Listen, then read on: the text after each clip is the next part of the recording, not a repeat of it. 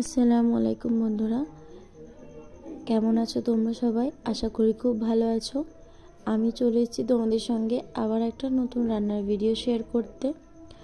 আজকের রান্নাটা কিন্তু একেবারেই সব থেকে আলাদা একটা রান্না এবং অবাক করা একটা রান্না।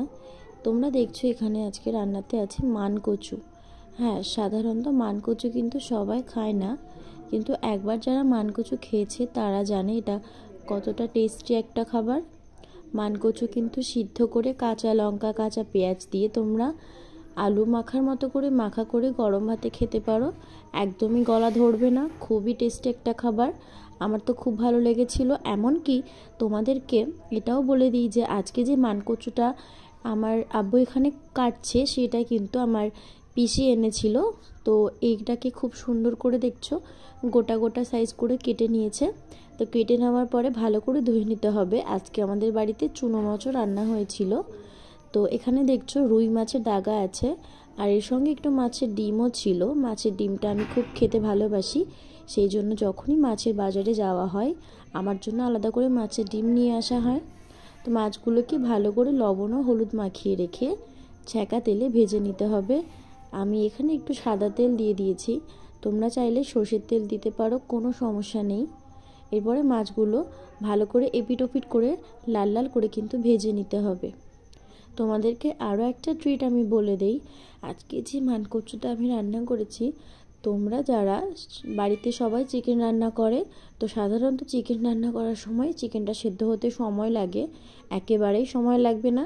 বাড়িতে যদি মানকচু গাছ থাকে মাটির নিচে থেকে মানকচুটা তোমরা তুলে নেবে, ভালো করে ধুয়ে এরকম গোটা গোটা সাইজ করে কেটে যদি চিকেনের মধ্যে দিয়ে দাও তাহলে চিকেনটা কিন্তু খুব সুন্দরভাবে খুব সহজেই সেদ্ধ হয়ে যাবে। তোমরা এখানে মাটন রান্নার ক্ষেত্রেও কিন্তু ইউজ করতে পারো, যে কোনো মাংস রান্না করার সময় তোমরা মানকচু বা একটু কাঁচা পেঁপে কিংবা একটু মিষ্টি কুমড়ো থাকলে যদি কেটে রান্নাটার মধ্যে দিয়ে দাও তাহলে কিন্তু চিকেনটা খুব সহজেই সেদ্ধ হয়ে যাবে। তো রান্নাটা এবার শুরু করতে হবে।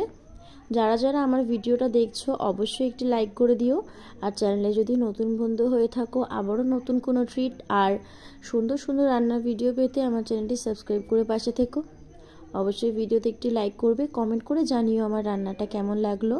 আর এই রান্নাটা যারা দেখছো হয়তো ভাবছো মানকচু খেলে গলা ধরতে পারে, কিন্তু সেটা একেবারেই হবে না। তোমরা বিশ্বাস করে একবার রান্না করে খেতে পারো, রান্নাটা কিন্তু খুব সুন্দর হয়েছিল। তো মানকচুগুলোকে রান্না এখানে চড়িয়ে দেওয়া হয়েছে, একটু কাঁচা লঙ্কা আর পেঁয়াজ দেওয়া হয়েছে। কাঁচা লঙ্কা পেঁয়াজ আমরা কিন্তু সব রান্নাতেই খাই। এখানে স্বাদ মতো লবণ দিতে হবে, লবণটা দিয়ে ভালো করে কচুটাকে ভেজে নিতে হবে। এটা কিন্তু খুব সহজেই সেদ্ধ হয়ে যাবে, তোমরা দেখতে থাকো। এই তরকারিতে কিন্তু ঝোলটা দেওয়ার আগেই কচুটা একেবারে সেদ্ধ হয়ে পুরোপুরি গলে যাবে। তো এখানে আরও কিছু মশলা লাগছে, একটু কাঁচা জিরে বেটে নিতে হবে। কাঁচা জিরে দিলে কিন্তু আরও সুন্দর একটা ফ্লেভার হবে, এখানে ভাজা জিরে দিলে অতটাও ভালো লাগবে না। তো জিরেটা দিয়ে দিতে হবে, একটু পানি দিয়েছি এখানে, দেওয়ার পরে একটু হলুদ দিতে হবে। হলুদটা দেওয়ার আগে পানি দিলাম সে কারণটা হচ্ছে নিচে যদি হলুদটা লেগে যায় তাহলে কিন্তু তরকারিটা পুড়ে যাবে, আর সেই ক্ষেত্রে তিতো হয়ে গেলে ভালো লাগবে না। দেখছো এখানে রান্নাটা কিন্তু খুব সুন্দর একটা কালার এসছে। ভালো করে হলুদটা দিয়ে অনেকক্ষণ ধরে নাড়াচাড়া করতে হবে। যত বেশি সময় ধরে এটাকে কষিয়ে রান্না করবে ততটাই কিন্তু রান্নার টেস্ট আসবে। এরপরে হালকা একটু পানি আবারও দিয়ে দিতে হবে ভালো করে তরকারিটা কষানোর জন্য। আমার তরকারিটা কিন্তু অনেকটাই কষা হয়ে এসেছে। এরপরে বেটে রাখা জিরেটা এখানে দিয়ে দিতে হবে। জিরেটা দেওয়ার পরে খুব সুন্দর করে নাড়াচাড়া করে নিতে হবে। এই রান্নাটার মধ্যে তোমরা যদি আরও একটা মশলা ইউজ করো তাহলে কিন্তু আরও বেশি সুন্দর হবে খেতে। এই রান্নাটার মধ্যে তোমরা একটু লবঙ্গ, এলাচ আর একটু দারচিনি শিলে যদি বেটে দাও, রান্নাটা নামানোর কিছুক্ষণ আগে যদি ঝোলের উপরে মশলাটা দাও তাহলে কিন্তু খুব সুন্দর একটা ফ্লেভার আসবে, আর রান্নার যে সেন্টটা হবে সেটাতেই কিন্তু পেট ভরে যাবে। এখানে পরিমাণ মতো পানি দিয়ে আমি ঝোলটা দিয়ে দিলাম। ঝোলটা দেওয়ার কিছুক্ষণ আমাকে ঢাকা দিয়ে রাখতে হবে। এরপরে যখন দেখব তরকারিটা পুরোপুরিভাবে ফুটে এসেছে, আমার এখানে ভেজে রাখা রুই মাছগুলোকে কিন্তু একটা একটা করে এই ঝোলের মধ্যে দিয়ে দিচ্ছি। তোমরাও বাড়িতে একবার এইভাবে ট্রাই করবে। রান্নাটা যদি ভালো লাগে অবশ্যই একটি লাইক করো। আর আশা করি এই রান্নাটা ট্রাই করে খেলে একদমই ভালো লাগবে।